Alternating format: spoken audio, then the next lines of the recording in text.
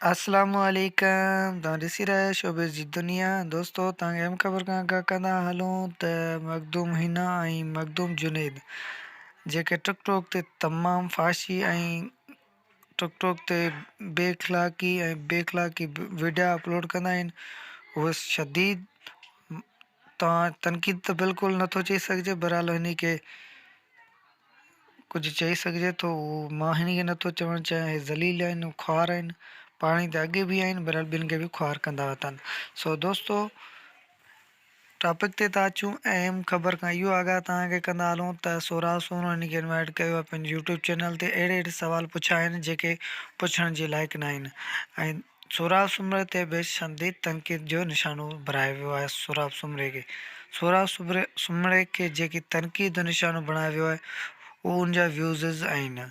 सो अहम ख़बर इहा अस्सलाम आई वालेकुम दोस्तों, ऐं तव्हां हीअ मां वीडियो आहियां ॾिसो सौरभ चवे सूमरो छा थो।